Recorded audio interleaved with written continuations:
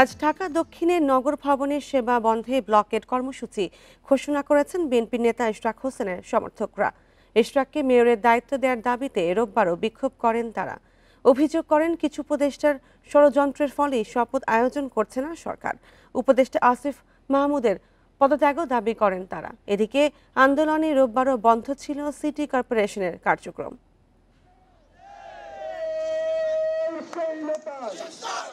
ইশরাক হোসেনকে মেয়র ঘোষণা করে নির্বাচন কমিশনের গেজেট প্রকাশের ২১ দিন পেরিয়ে গেলেও শপথ অনুষ্ঠান আয়োজন হয়নি এখনো। এরই প্রতিবাদে চতুর্থ দিনের মতো বিক্ষোভ সমাবেশ ও মিছিল করেছেন ঢাকা দক্ষিণ সিটি কর্পোরেশন এলাকার বাসিন্দা ও ইশরাকের সমর্থকরা। তাদের দাবি, পরিকল্পিতভাবেই শপথ অনুষ্ঠান আয়োজনে দেরি করছে সরকার। উপদেষ্টা আসিফ মাহমুদের বিরুদ্ধে স্লোগানও তোলেন অনেকে। আমাদের ঢাকা মহানগর দক্ষিণবাসীর দাবি একটাই, অচিরে ঢাকার কোর্টের যে রায় হয়েছে এটা বাস্তবায়ন করুক এবং ঢাকার মেয়রের যে শপথ গ্রহণ এইটা বাস্তবায়ন করুক। আমাদের নগরপিতাকে তার যোগ্য আসনে বসার জন্য বাধা সৃষ্টি করছে। তাই আমরা চাচ্ছি যে আসিফ মাহমুদ পদত্যাগ করে আমাদের নগরপিতাকে আমাদের মাঝে ফিরিয়ে দিক। আদালতের রায়ের পরেও মেয়রের দায়িত্ব না দেয়াকে চক্রান্ত হিসেবে দেখছেন আন্দোলনকারীরা। দাবি আদায় না হলে আরো কঠোর কর্মসূচির হুঁশিয়ারি তাদের। এখন যদি এই মেয়রের দায়িত্ব মেয়রকে বুঝিয়ে না দেয়, তাহলে দেখা যাবে কি আমরা এই ঢাকা সিটিতে চলাচল করতে পারবো না। আমাদের দাবি অবিলম্বে জনাব ইঞ্জিনিয়ার ইশরাক হোসেনকে তার মেয়র পদ ফিরিয়ে দেওয়া হোক এবং তাকে শপথবাক্য পাঠ করানো হোক। পরে ইশরাক সমর্থকরা মিছিল বের করেন। মিছিলটি গোলাপশাহ মাজার হয়ে প্রেস ক্লাব ঘুরে নগর ভবনের সামনে এসে শেষ হয়। এ সময় ঘোষণা করা হয় পরবর্তী কর্মসূচির। নগর ভবনের কার্যক্রম অচল করার জন্য আগামী দিনের জন্য ব্লকেট কর্মসূচি দিলাম।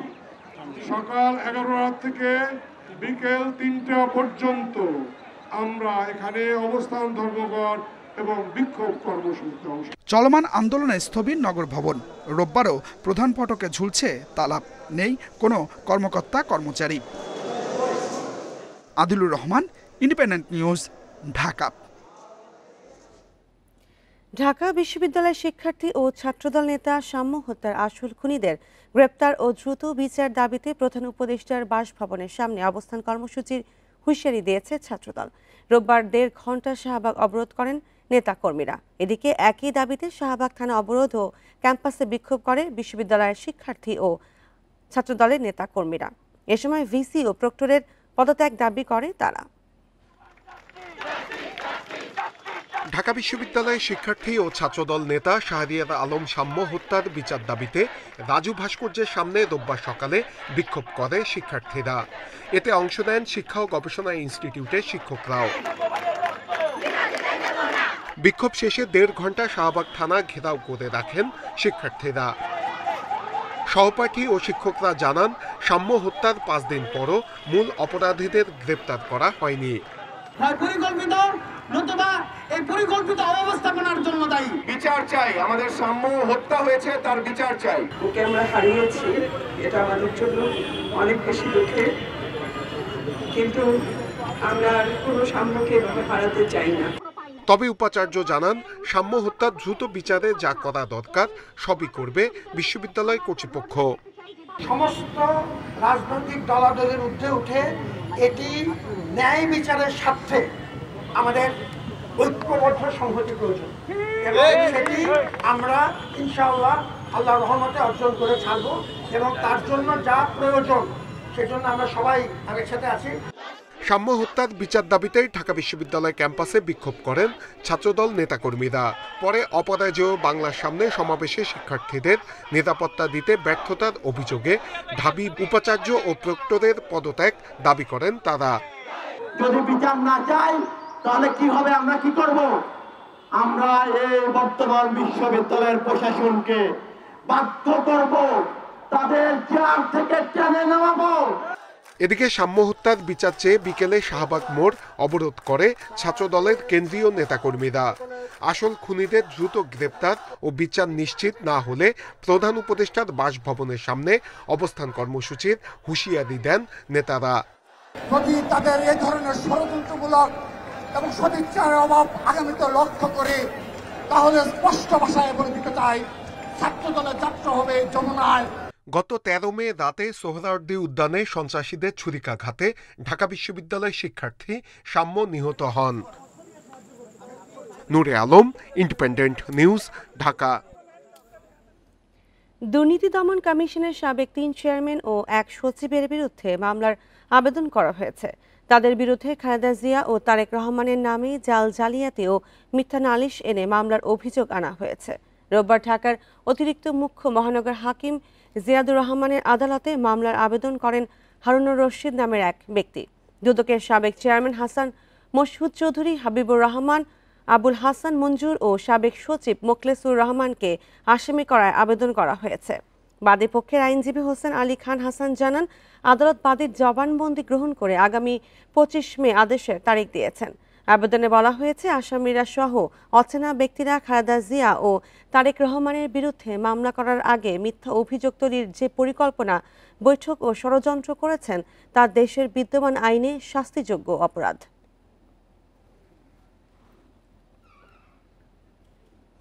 সংস্কার কমিশনগুলোর 166 দফা সুপারিশের মধ্যে অনেক বিষয়ে একমত জামায়াত ইসলামী। রোববার জাতীয় সংসদের এলডি হলে ঐক্যমত্য কমিশনের সঙ্গে দ্বিতীয় দফা বৈঠক করে দলটি।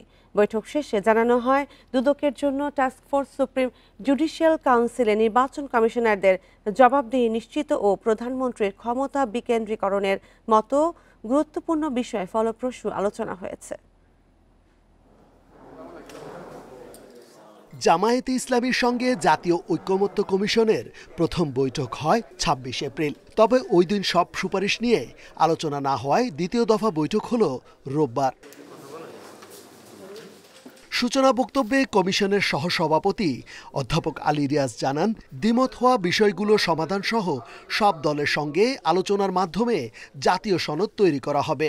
আর জামায়াত বলছে, শুধু দলকে কেন্দ্র করে নয়, সাধারণ মানুষের চাহিদাকে গুরুত্ব দিয়ে সংস্কার চায় তারা। নির্বাচনে সুস্পষ্ট রোডম্যাপ না থাকায় অস্থিরতা দেখা যাচ্ছে বলেও মনে করছে দলটি।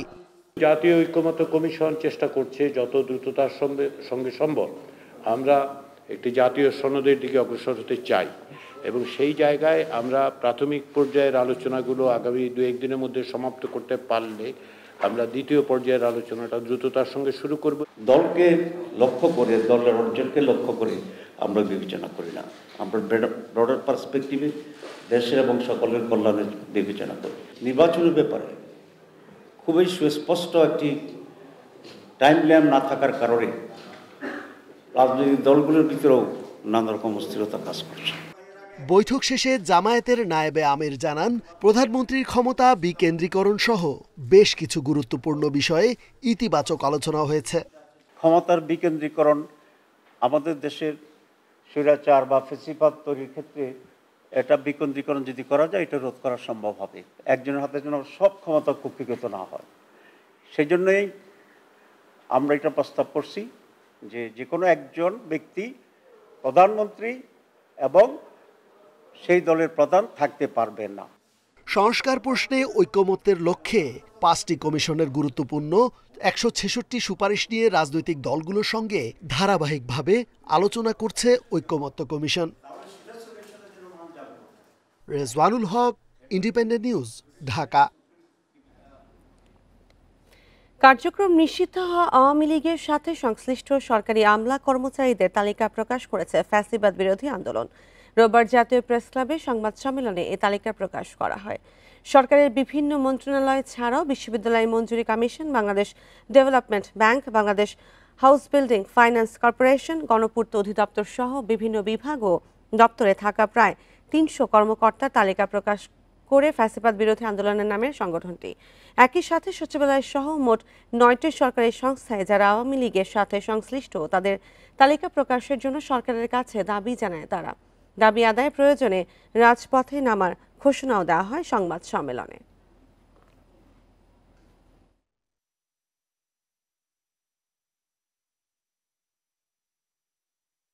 যদি কেউ এরকম ফ্যাসিস্ট ক্রাইম করতে চায়, তাদের বিপক্ষে আমরা সবসময় সোচ্চার থাকবো।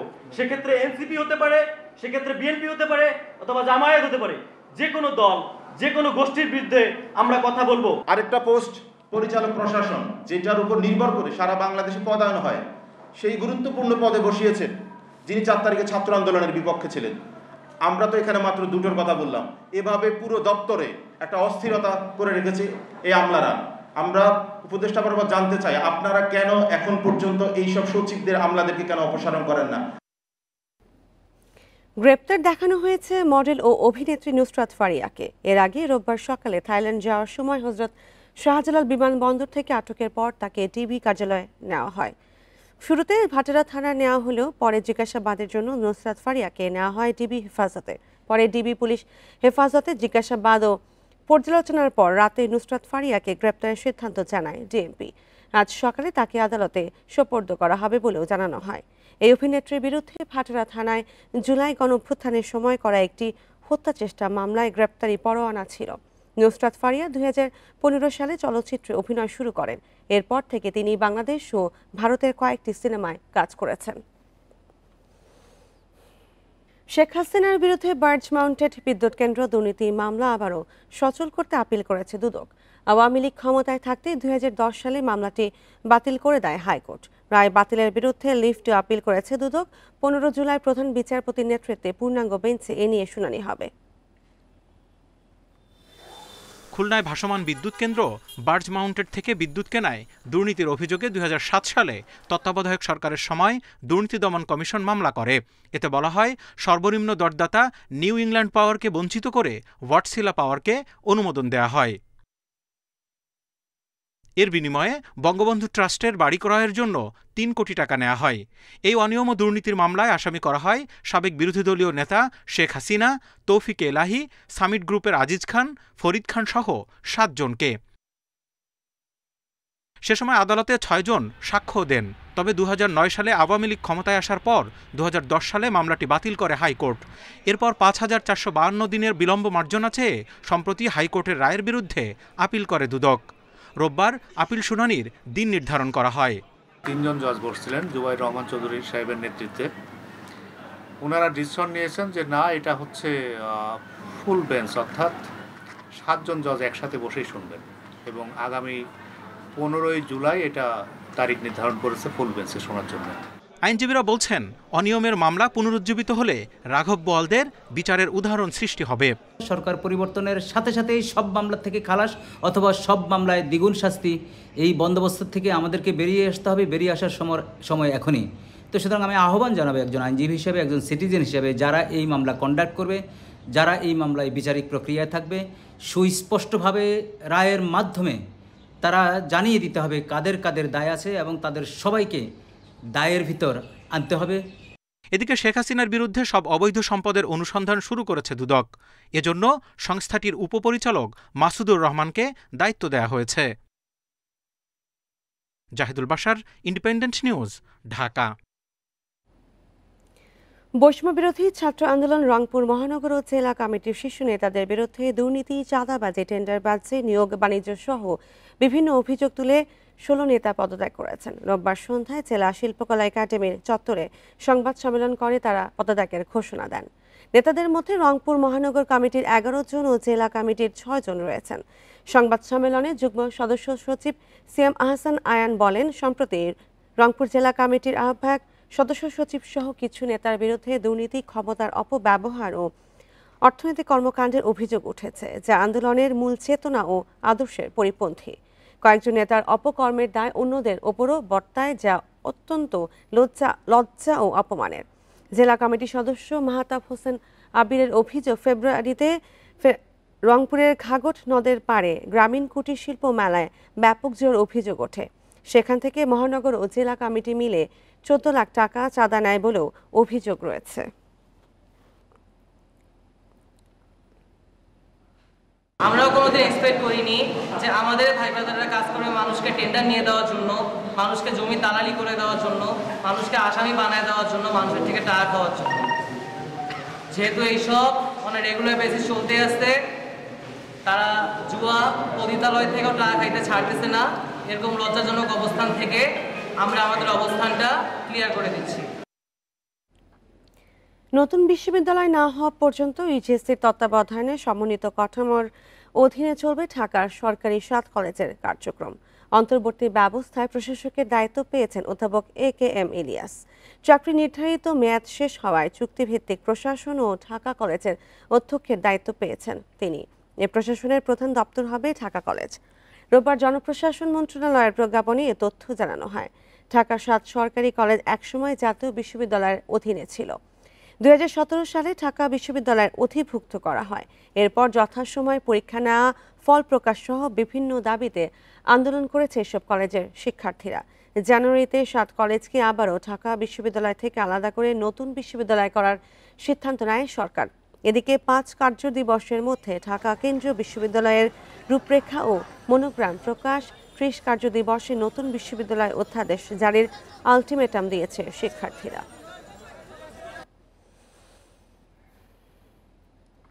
খুলনা প্রকৌশল ও প্রযুক্তি বিশ্ববিদ্যালয়ের সংঘর্ষ ও শিক্ষক লাঞ্ছনার ঘটনায় দোষীদের বিচার দাবিতে এবার প্রশাসনিক কার্যক্রম বন্ধ করে দিয়েছে শিক্ষক সমিতি। আজ দুপুর 12টার মধ্যে প্রশাসন এ বিষয়ে কোনো সন্তোষজনক সিদ্ধান্ত না নিলে উপাচার্য কার্যালয়ে অবস্থান ধর্মঘটের হুঁশিয়ারি দিয়েছেন শিক্ষক নেতারা। রোববার দুপুরে প্রশাসনিক ভবনের সভাকক্ষে সমিতির সাধারণ সভায় এই সিদ্ধান্ত নেওয়া হয়। এর আগে শিক্ষকরা তাদের দাবির বিষয়ে উপাচার্যের সঙ্গে বৈঠক করেন। পরে সংবাদ সম্মেলনে শিক্ষক সমিতির পক্ষ থেকে অভিযোগ করা হয়, বিশ্ববিদ্যালয় আইনের বাইরে গিয়ে দোষীদের বিচারিক কার্যক্রম স্থগিত রাখা হয়েছে। শিক্ষক ও শিক্ষার্থীরা তাদের দাবিতে অনড় অবস্থানে থাকায় বিপাকে পড়েছে বিশ্ববিদ্যালয় প্রশাসন, যে কারণে কুয়েটে শিক্ষা কার্যক্রম সংকটের মধ্যে পড়েছে।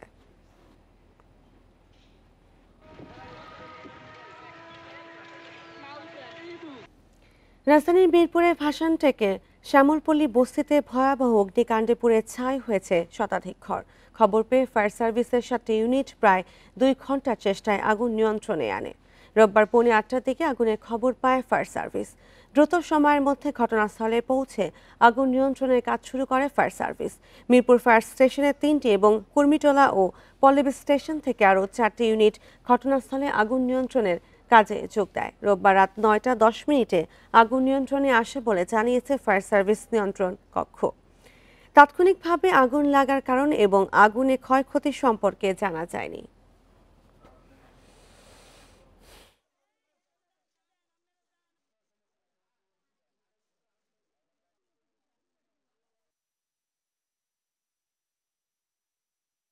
আমি যাই দিই, আমার ঘরে আগুন আয়া পড়তেছে। আমি 3টা মাইয়া বলা লইয়া দৌড় দিছি। আমি একটা সুতাও আনতে পারি না আমার ঘরের থেকে। আমি বিদেশেতে স্বর্ণ আনছি, সব গেছে। টাকা ছিল 2 লাখ, আমি ঘর ঠিক করবো বলে রাখছি, ঈদের পরে ঘর ভাঙবো। কোনটা ভয়াবহ হওয়ার কারণ হলো এই বস্তিতে সবই বাঁশ, টিন এই জাতীয় জিনিস দিয়ে ঘর বাড়ি তৈরি করা, এবং এগুলো খুবই ইনফ্লেমেবল আর্টিকেলস, এবং এই ভিতরে সবই জানেন যে এর ভিতরে প্রচুর মালামাল থাকে, লোকজন থাকে, ছোট ছোট ঘর। তো সে কারণে আর একটার সাথে আরেকটা খুবই লাগানো, তো সে কারণে আগুন বিস্তার লাভ করছে খুব দ্রুত। শুধু অর্থ উপদেষ্টার সাথে বৈঠক করতে আগ্রহী নন জাতীয় রাজস্ব বোর্ডের আন্দোলনরত কর্মকর্তারা। তাই এনপিআর বিলুপ্তির অধ্যাদেশ বাতিলের দাবিতে সোমবারও 5ম দিনের মতো কলম বিরতি চালিয়ে যাওয়ার ঘোষণা দিয়েছেন তারা। রোববার রাজধানীতে সংবাদ সম্মেলনে আন্দোলন অব্যাহত রাখার ঘোষণা দেয় এনপিআর সংস্কার ঐক্য পরিষদ। আজ বিকেল 3টা পর্যন্ত কলম বিরতি পালন করা হবে বলে জানান তারা। এর আগে টানা 4 দিন ধরে সকাল 9টা থেকে কলম বিরতি কর্মসূচি পালন করছেন তারা। জানান, অর্থ উপদেষ্টা বৈঠক করার কথা বললেও আন্দোলনকারীদের কাছে এ ধরনের কোনো বার্তা পাঠানো হয়নি। কলম বিরতির ফলে কোনো ধরনের অফিস কার্যক্রমে অংশ নিচ্ছেন না কর্মকর্তারা। এতে বিপাকে পড়েছেন সেবাগ্রহীতারা। এনপিআর বিলুপ্ত নয়, বরং এনপিআরকে স্বতন্ত্র ও শক্তিশালী এজেন্সি হিসাবে রেখেই রাজস্ব সংস্কার করতে হবে। আমরা নির্ধারিত অফিস সময়ের বাইরে অতিরিক্ত সময় কাজ করে অনিষ্পন্ন কার্যক্রমসমূহ সম্পন্ন করে একইভাবে সকাল 9টা হতে 3টা পর্যন্ত। জাতীয় রাজস্ব বোর্ড এনবিআর বিলুপ্ত করে আলাদা 2টি বিভাগ তৈরির প্রতিবাদে চট্টগ্রাম বন্দরে চলছে শুল্ক কর্মকর্তাদের কলম বিরতি। প্রতিদিন বেলা 3টা পর্যন্ত কাজ বন্ধ থাকায় বেড়েছে ভোগান্তি। পাশাপাশি বন্দরে তৈরি হচ্ছে পণ্যজট। শুল্কায়নে দীর্ঘসূত্রিতায় পণ্যের ওপর মাশুলও বাড়ছে। এই অবস্থা চলতে থাকলে রাজস্ব আদায়ে বিরূপ প্রভাবে শঙ্কা করেছেন ব্যবসায়ীরা। দেশের আমদানি রপ্তানির 92% হয় চট্টগ্রাম বন্দর দিয়ে। এর প্রায় পুরোটা শুল্কায়ন হয় চট্টগ্রাম কাস্টমস হাউসে। কিন্তু এনবিআর ভেঙে আলাদা দুটি বিভাগ চালুর প্রতিবাদে কলম বিরতিতে কাস্টমস হাউসের কর্মকর্তারা। গত বুধবার থেকে প্রতিদিন বিকেল ৩টা পর্যন্ত কর্মসূচির কারণে ব্যাহত হচ্ছে রাজস্ব কার্যক্রম। দিনের শেষ ভাগে কাজ শুরু করায় বাড়ছে দুর্ভোগ, ভোগান্তিতে পড়ছে সেবাগ্রহীতারা। কেউ কোনো কাজ করতে পারতেছে না, ওইখানে গিয়ে দেখা যায় তারা করতেছে কি যে করি আস্তে ধীরে করতেছে, তাহলে হিসাবে আসলে সারা দিনই এটা বন্ধ যাচ্ছে। ফোর্টে যে ড্যামারেজ আসতেছে এক্সপোর্ট এবং ইম্পোর্টেড, এই টাকাগুলো সিএনএফ দিবে না, কাস্টমসও দিবে না, এটা দিবে দেন এক্সপোর্টার এবং ইম্পোর্টার। গেল 10 মাসে চট্টগ্রাম কাস্টমস হাউস দিয়েই রাজস্ব আদায় হয়েছে প্রায় 63,000 কোটি টাকা। তবে কলম বিরতির প্রভাবে প্রতিদিন রাজস্ব আদায় বাধাগ্রস্ত হচ্ছে। এর প্রভাবে রাজস্ব ঘাটতি বাড়তে পারে বলে শঙ্কা ব্যবসায়ীদের। বন্দরে ড্যামারেজ চার্জ এখন 4 গুণ বৃদ্ধি করা হয়েছে। প্রত্যেকটা পণ্যের উপর এই ড্যামারেজ চার্জের কনভার্ট করে পণ্য যে আমদানি করে সে পণ্য মূল্য নির্ধারণ করে, অতএব পণ্যের মূল্য বাড়বে এবং আমদানি খরচ বাড়বে। 4 থেকে 5 ঘন্টার কর্মবিরতির পর বিকাল 3টা থেকে 5টা পর্যন্ত চলছে শুল্কায়ন কার্যক্রম। এতে পণ্য খালাস কম হওয়ায় বন্দরে তৈরি হচ্ছে পণ্য জট। তবে যেটা হচ্ছে কি 3টা পর্যন্ত কর্মবিরতির কারণে বিকালের দিকে আমাদের প্রেশার হচ্ছে খুব বেশি। বিকালের দিকে একই সাথে অ্যাপ্রেজমেন্ট, একই সাথে ডেলিভারির ভিতরে অনেকটা জটলা হয়ে যাচ্ছে। সারাদিন ব্যাপী যে কাজ সেটা যদি দিনব্যাপী হয় তাহলে এই প্রেশারটা ডিস্ট্রিবিউট হয়ে যেত। গেল অর্থ বছরে এই শুল্ক স্টেশন থেকে রাজস্ব আদায় হয় 56,000 কোটি টাকা।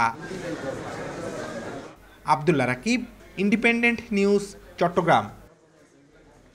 স্থলপথে বাংলাদেশ থেকে তৈরি পোশাক সহ বেশ কিছু পণ্য আমদানিতে ভারতের বিধিনিষেধে হতাশ রপ্তানিকারকরা। বিকল্প পথে খরচ বাড়ায় বিপাকে ব্যবসায়ীরা। অর্থনীতিবিদরা বলছেন এই নিষেধাজ্ঞায় নেতিবাচক প্রভাব পড়বে রপ্তানিতে।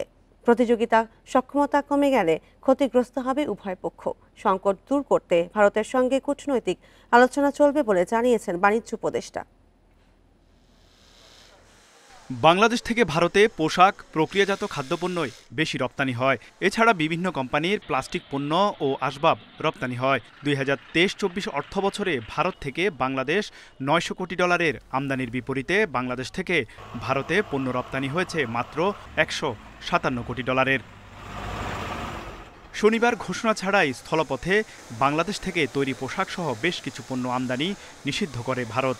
আদেশে বলা হয়, বাংলাদেশ থেকে ভারতে তৈরি পোশাক, সুতার উপজাত স্থলপথে রপ্তানি করা যাবে না। পাশাপাশি ফল, কোমল পানীয়, প্রক্রিয়াজাত খাদ্য, প্লাস্টিক পণ্য, আসবাবপত্র রপ্তানিতেও দেয়া হয়েছে বিধিনিষেধ। বড় রপ্তানিকারকদের পাশাপাশি শুধুমাত্র ভারতে পোশাক রপ্তানি করে এদেশের শতাধিক ক্ষুদ্র ও মাঝারি শিল্প উদ্যোক্তা। এতে সবচেয়ে বেশি ক্ষতিগ্রস্ত হওয়ার শঙ্কা রয়েছে তাদের। সিপোর্ট দিয়ে অ্যাকচুয়ালি প্রোডাক্ট আমরা ইন্ডিয়ার বাজারে প্রেরণ করতে পারি না, বিকজ দ্যাট ইজ অনেক এক্সপেন্সিভ হয়। আমাদের যদি খরচের কথা বলা হয়, খরচ উড বি ধরেন 3 times higher than the road transport. সময়ের বিষয়টি অত্যন্ত গুরুত্বপূর্ণ। যখন আমরা বাই ট্রাক পাঠাই সেটা সময়ের বিবেচনায় অনেক বেশি সুবিধাজনক। দ্বিপাক্ষিক বাণিজ্যিক সম্পর্ক বাড়াতে বিশদ আলোচনার তাগিদ দিয়েছেন অর্থনীতিবিদরা। তারা ইচ্ছা করলে ফুল কনসাইনমেন্ট 1 কন্টেনার লোড করে চিটং দিয়ে পাঠাবে, সেটা তাদের সে সক্ষমতা নেই।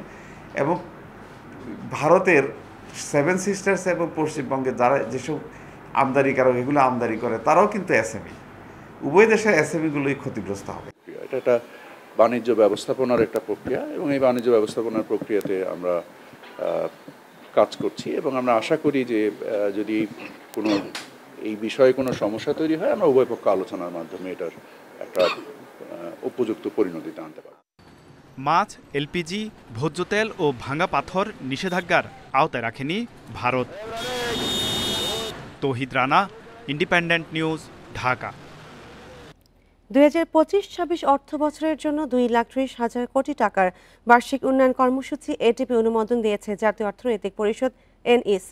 এর মধ্যে বিদেশি ঋণের পরিমাণ 86,000 কোটি টাকা। সরকারি তহবিল থেকে আসবে 1,44,000 কোটি টাকা। রোববার সভা শেষে পরিকল্পনা উপদেষ্টা জানান, এবার বাজেট ঘাটতি জিডিপির 4% নামাতে চায় অন্তর্বর্তী সরকার। অন্তর্বর্তী সরকার প্রধান অধ্যাপক মোহাম্মদ ইউনূসের সভাপতিত্বে এনইসি সম্মেলন কক্ষে অনুষ্ঠিত সভায় চূড়ান্ত করা হয়েছে বার্ষিক উন্নয়ন কর্মসূচি। সামনের অর্থবছর এডিপিতে রাখা হয়েছে মোট 1176 প্রকল্প, যার মাত্র 26টি নতুন, বাকিগুলো চলমান প্রকল্প।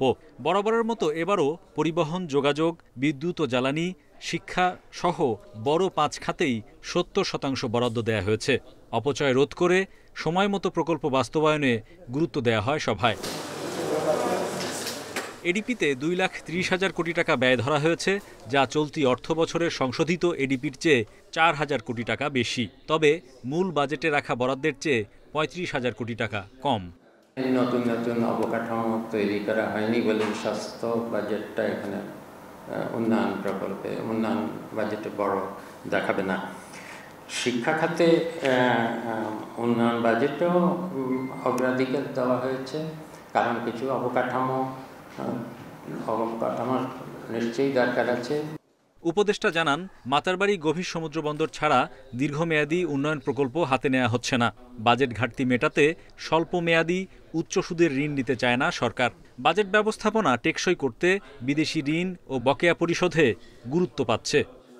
অর্থনৈতিক স্থিতিশীলতা আনার জন্য, মূল্যস্ফীতি কমিয়ে আনার জন্য এবং এই বছর থেকে পরবর্তী বছরগুলোতে যাতে বাজেট ব্যবস্থাপনার শৃঙ্খলা ফিরে আসে, টেকসই হয় বাজেট ব্যবস্থাপনা, সেটাই এই বছরের বাজেটের আসল লক্ষ্য। ভেঙে পড়া রাষ্ট্রীয় প্রতিষ্ঠানগুলোকে সংস্কার করাই অন্তর্বর্তী সরকারের মূল লক্ষ্য বলে জানান পরিকল্পনা উপদেষ্টা। তার মতে, বিদেয়ী সরকারের কিছু মেগা প্রকল্প এখন গলার কাটা। গিলতেও পারছি না, ফেলে দিতেও পারছি না। Hari Saha, independent News, Dhaka. অর্থ বছরের 11.5 মাসে বাণিজ্যিক ব্যাংক থেকে সরকারের ঋণ প্রায় 2.25 লাখ কোটি টাকা, যা আগের অর্থ বছরের চেয়ে 57% বেশি। চলতি অর্থ বছর এখন পর্যন্ত সরকারের নিট ঋণ দাঁড়িয়েছে 56,116 কোটি টাকা। সরকারের অভ্যন্তরীণ ঋণ সংক্রান্ত বাংলাদেশ ব্যাংকের মাসিক প্রতিবেদন বলছে, 12 মে পর্যন্ত তফসিলি ব্যাংক থেকে সরকারের বকেয়া ঋণের পরিমাণ দাঁড়িয়েছে 4,85,000 কোটি টাকা। আগের অর্থ বছরের একই সময় এই ঋণের পরিমাণ ছিল 68,706 কোটি টাকা। খাত সংশ্লিষ্টরা বলছেন, রাজস্ব আদায়ে ধীরগতি, বাজেট ঘাটতি মেটাতে ঋণ বৃদ্ধি, বেসরকারি খাতে ঋণ প্রবৃদ্ধিতে ধীরগতি ব্যাংক ঋণ বাড়িয়েছে। এছাড়াও 2024 সালের আগস্টে রাজনৈতিক পরিবর্তনের পর ব্যবসা বাণিজ্য অনিশ্চয়তা সহ নানা কারণে এই হার বেড়েছে। আগামী 2 মাসের মধ্যে বিপণী বিতান চালু হচ্ছে মেট্রো রেল স্টেশনে। থাকছে shopping mall, super shop, bank ব্যবস্থাও। ইতিমধ্যে ফার্মগেট ও কারওয়ান বাজার স্টেশনে দোকান ভাড়া দিতে বিজ্ঞপ্তি দিয়েছে কর্তৃপক্ষ। স্টেশনের বাণিজ্যিক ব্যবহারের সিদ্ধান্তে খুশি নগরবাসী। মেট্রো রেলের MRT 6 লাইনে মোট স্টেশন 17টি। এর মধ্যে কমলাপুর বাদে বাকি সব স্টেশন চালু আছে। প্রতিটা স্টেশন 2 তলা হলেও শুধু ফার্মগেট ও কারওয়ানবাজার স্টেশন 3 তলা বিশিষ্ট। এবার ট্রেনে চলাচলের পাশাপাশি মেট্রো স্টেশনে কেনাকাটার সুযোগ পাচ্ছেন যাত্রীরা। ফার্মগেট ও কারওয়ানবাজার স্টেশনে প্রায় 25,000 বর্গফুট ফাঁকা জায়গা বাণিজ্যিক ব্যবহারের কাজ এগিয়ে চলেছে। ভাড়া নিয়ে আগ্রহী প্রতিষ্ঠান দোকান করতে পারবে। ইজারার মেয়াদ 10 বছর, যা নবায়নযোগ্য নয়। এরই মধ্যে স্টেশনে চালু হয়েছে ATM বুথ। তবে কোনো দোকানে গ্যাস সিলিন্ডার কিংবা আগুনের ব্যবহার করা যাবে না। রিটেল শপ থাকতে পারে, কোনো ব্যাংকিং থাকতে পারে, কমার্শিয়াল থাকতে পারে, তারপরে কোনো বাণিজ্যিক প্রতিষ্ঠান, ব্যাংক থাকতে পারে। মার্কেট থেকে যাতে রেসপন্সে ওয়েটিং আছে, around within this next 2 months আমরা হয়তো রেন্টে চলে যেতে পারবো। মেট্রো রেলে উত্তরা থেকে মতিঝিল রুটে প্রতিদিন চলাচল করছেন 4 লাখের বেশি যাত্রী। বাণিজ্যিক কার্যক্রমে দৈনন্দিন জীবন আরও সহজ হবে বলে আশা তাদের। আমার মর্নিং ব্রেকফাস্ট করে নেয়, ফর এক্সাম্পল আসলাম, আমি একটা স্যান্ডউইচ ব্রেকফাস্ট অর্ডার করলাম, কিছু কিনা থাকলে সেগুলো করলাম। It's more comfortable for everybody, as a good sign. আমাদের অনেক কিছু দরকার হয় অনেক সময়, তো এখান থেকে সব কিছু কিনে কেটে আমরা বাসায় যেতে পারি বা আমাদের গন্তব্যস্থানে যেতে পারি। It's a very good initiative. বাণিজ্যিক ব্যবহারের টেকসই সুফল পেতে মেট্রো স্টেশনগুলোতে পরিচ্ছন্নতায় আরও নজর দেওয়ার পরামর্শ যাত্রীদের। Shahid Ahmed, independent News, Dhaka. দিনে গড়ে 12 ঘন্টা বিদ্যুৎ থাকছে না লক্ষ্মীপুরের 5 উপজেলায়। 2 সপ্তাহ ধরে এই অবস্থা। এতে রোদ, বৃষ্টি আর ভ্যাপসা গরমে দুর্ভোগে 7 লাখের বেশি মানুষ। শিক্ষার্থীদের পড়াশোনা আর ব্যবসা বাণিজ্যেও ক্ষতি হচ্ছে। বিদ্যুৎ বিভাগের দাবি, সব জায়গায় লোডশেডিং হচ্ছে না, লাইন মেরামতের কারণে কিছু জায়গায় এই সমস্যা হচ্ছে। লক্ষ্মীপুরের 5 উপজেলায় পল্লী বিদ্যুৎ ও পিডিবিতে প্রতিদিন বিদ্যুতের চাহিদা 134 মেগাওয়াট। এর মধ্যে পল্লী বিদ্যুতের চাহিদা 117 আর পিডিবিতে 17 মেগাওয়াট। তবে প্রতিদিন পাওয়া যাচ্ছে এর অর্ধেক। গ্রাহকদের অভিযোগ, গত 2 সপ্তাহ ধরে তীব্র হয়েছে লোডশেডিং, যা অন্য বছরের চেয়ে বেশি। এতে ব্যাহত হচ্ছে কারখানার উৎপাদন। আমাদের লক্ষ্মীপুরের বিদ্যুতের যে অবস্থা, কয়বার যে আসে যায় এটা তো গুণই পারি না। আমার মনে হয় 15 থেকে 20 বার ডেলি বিদ্যুৎ শুধু লোডশেডিং। জনগণ খুব কষ্টতে আছে এবং সন্ধ্যাবেলা ছেলেমেয়েদেরকে পড়ালেখার জন্য বসাতে পারতেছি না। 5 উপজেলায় দিনে 12 ঘন্টা বিদ্যুৎ থাকছে। প্রতি মাসে সময় মতো বিল পরিশোধের পরও সেবা থেকে বঞ্চিত হয় ক্ষুব্ধ গ্রাহকরা। যে মানুষের ঠিক মতন করানো যায় না এবং কি এই অর্থনৈতিক প্রবলেম হয়, ব্যবসা বাণিজ্য আমরা কাজকর্ম করতে পারি না, অনেকগুলো সমস্যা হয়। এক্সট্রা বিদ্যুৎ উৎপাদনের দ্রুত ব্যবস্থা করেন, যাতে করে দেশ, জাতি, মানুষ শান্তিতে থাকতে পারে। আপনাদের কাছে বিনীত অনুরোধ থাকলো। তবে সব জায়গায় লোডশেডিংয়ের কথা স্বীকার করছে না পল্লী বিদ্যুৎ কর্তৃপক্ষ। বলছে কিছু এলাকায় লাইন মেরামতের কারণে সমস্যা তৈরি হলেও তা দ্রুত সমাধান করা হবে। কিছু কারিগরি বিষয়গুলো আছে। আমি এখানে যোগদানের পর থেকে অনেক কারিগরি বিষয়, যেমন আপনার তার চেঞ্জ করা, মিটার চেঞ্জ করা, তারপরে হচ্ছে ট্রান্সফরমার আপগ্রেডিং করার কাজ আমি যথাযথভাবে করছি। কানেক্টর চাপানো, যেন নিরবিচ্ছিন্ন বিদ্যুৎ পাওয়ার কিছু কারিগরি বিষয়গুলো আছে, সেই বিষয়গুলোর প্রতি আমি অত্যন্ত জোর দিয়ে কাজ চলমান রাখছি। লক্ষ্মীপুরের 5 উপজেলায় পল্লী বিদ্যুতের গ্রাহক 6.5 লাখ, পিডিবির প্রায় 50,000। Independent news. হাওড়া অঞ্চলে ধানের ভালো ফলন হলেও দাম নিয়ে দুশ্চিন্তায় কৃষক। কিশোরগঞ্জের বাজারে দাম কম থাকায় সরকারি গোদামে ধান দিচ্ছেন কৃষকরা। আর সুনামগঞ্জে নানা জটিলতা থাকায় সরকারি গোদামে ধান না দিয়ে কম দামে মাঠে বিক্রি করছেন চাষিরা। চলতি মৌসুমে কিশোরগঞ্জ জেলায় 1,68,115 হেক্টর জমির বোরো ধান কাটা শেষ হয়েছে। এখন রোদে শুকিয়ে ঘরে তোলার কাজ। তবে ফলন ভালো হলেও দাম কম হয় দুশ্চিন্তায় কৃষক। জেলায় মোট উৎপাদনের 10% ধান ক্রয়ের লক্ষ্যমাত্রা নির্ধারণ করেছে সরকার। বাকি 90% ধান বাজারে বিক্রি করতে গিয়ে ব্যবসায়ী সিন্ডিকেটের ফাঁদে কৃষক। তাই সরকারের পক্ষ থেকে ধান ক্রয়ের লক্ষ্যমাত্রা বাড়ানো সহ ধানের বাজার মনিটরিংয়ের দাবি কৃষকদের। বাজারে নেই কিন্তু বিক্রি করতে পারি না, 1100 টাকার উপরে বিক্রি করতে পারি না। গুড়ানে ধান লয়ে গেলে আপনার ধান বেচতে নেয় 5-6 কেজি করে বেচতে নেয়, অথবা আপনার ধান বাঁচনি দেয়, কয় ধান ভালো না হনলা তস্কা। সবসময় ঊর্ধ্বমুখী নিম্নমুখী থাকে। আমাদের এখন টার্গেট হলো সরকারি যে লক্ষ্যমাত্রা আছে ধান চাল সংগ্রহের, যে সেটাই যাতে শতভাগ আমরা করতে পারি এবং কৃষকরা যাতে ন্যায্য মূল্য পায় এটা নিশ্চিত করা। সুনামগঞ্জে ভালো ফলনের পরেও ধানের দাম বেশি না হয় হতাশ কৃষক। খাদ্য বিভাগ জানিয়েছে কৃষকদের ন্যায্য মূল্য সরকারি গুদামে ধান বিক্রির উদ্যোগ নেওয়া হচ্ছে। প্রতিটি এলএসডিতে আমরা একটা কৃষক বান্ধব আমরা পরিবেশ সৃষ্টি করছে, যাতে কৃষকরা তাদের উৎপাদিত ফসল ন্যায্য মূল্য নিশ্চিতের জন্য সরকারি মূল্যে আমাদের সরকারি ক্রয় কেন্দ্রে ধান বিক্রয় করতে পারেন। জেলার কৃষকদের কাছ থেকে প্রতি কেজি 36 টাকা হিসেবে 14,645 মেট্রিক টন বোরো ধান কেনার উদ্যোগ নিয়েছে সরকার, যা ধান উৎপাদনের মাত্র 1%। সোহেলি জাহান, ইন্ডিপেন্ডেন্ট নিউজ। পবিত্র ঈদুল আজহা উপলক্ষে গবাদি পশু পরিচর্যায় ব্যস্ত ফরিদপুরের খামারিরা। এবার জেলার সেরা আকর্ষণ প্রায় 22 মণ ওজনের